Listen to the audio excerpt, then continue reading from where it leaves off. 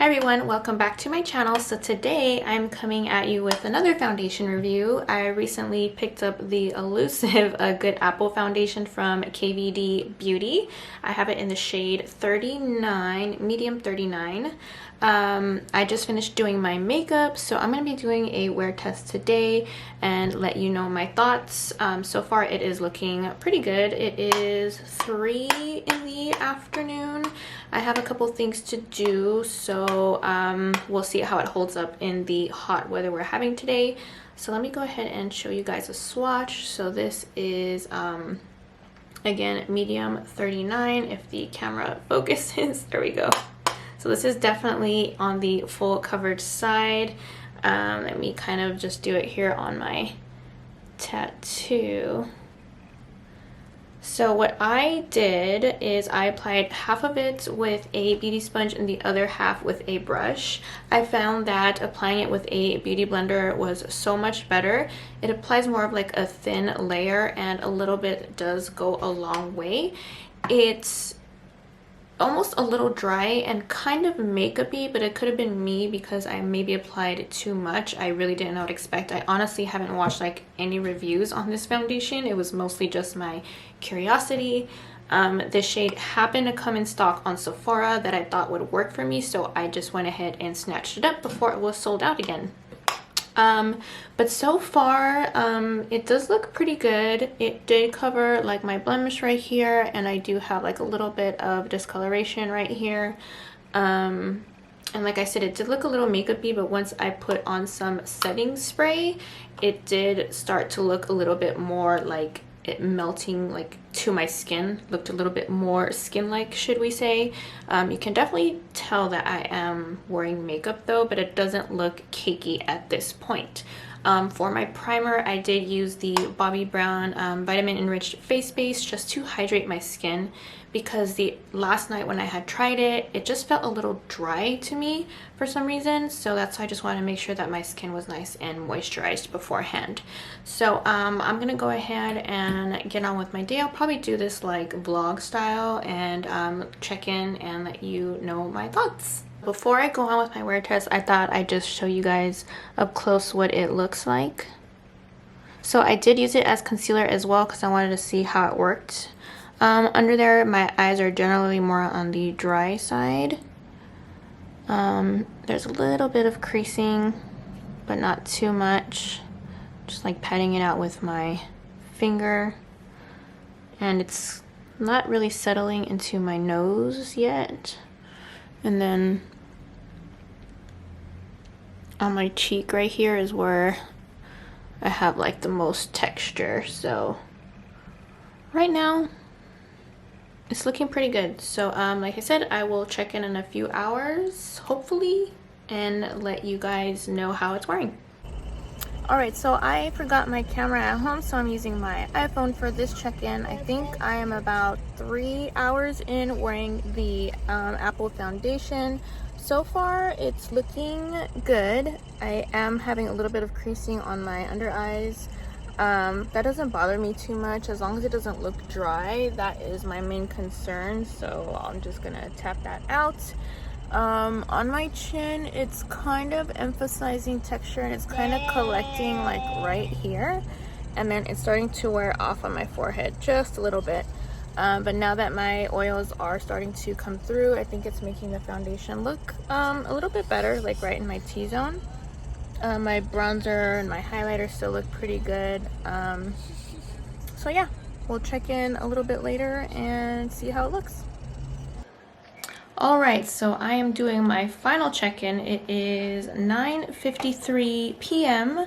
So I've had this makeup on for 6.5 hours. I applied it at 3:30. So this is what we are working with. So it's not terrible. I mean, I think where it looks best is like right here and kind of like around my nose. It isn't settling too much. My problem area is right here. It's kind of like gathering right here, looking a little cakey, and then on my chin it has worn off like in this area. Of course, I've ate. I've been outside with the kids for a few hours. We did a couple of errands. You know, lots of kisses and hugs, so I guess it's normal that it wore off in this area, but that kind of tends to happen with a lot of foundations that I use. And then it also is kind of fading around my hairline. So overall, I mean, it doesn't look absolutely terrible. And then underneath my eyes, it doesn't look too drying. It still kind of creases a little bit. So if you do use it like, you know, kind of as a concealer and foundation, I would probably set on my under eyes. So first impressions, it's nice. I definitely need to play around with it some more. I think I applied way too much from the beginning just because I didn't really know how it was going to look. But it doesn't look, you know, terrible at this 6 mark check-in. But you can definitely tell that I have like makeup on, so like up close it just doesn't look the best, like if you were to see me in person, like really close up. But I did like the coverage. I did like how it looked initially after I put setting spray, and then within a couple of hours, once my oils kind of peeked through a little bit, it did kind of help the foundation to kind of melt into the skin even more. But now it definitely looks a little bit more dry in here. So definitely gonna have to play around with this some more and see, you know, what combination would work as far as different primers, you know, prepping my skin better, maybe even using like a luminizer to mix in with it, maybe. So I think if you have combination oily skin, it could probably work for you because it might make the foundation look a little better once it kind of melts with your natural oils. If you're dry, I don't think that you would like it too much unless you prep your skin really, really well, just because it has been clinging to like dry patches on my chin, and it is like looking really dry, like up here on my forehead. And I did prep with just really just like moisturizer, not really like a traditional like primer. So I need to go ahead and, you know, just experiment with it some more. So, I mean, first impressions are good, not terrible.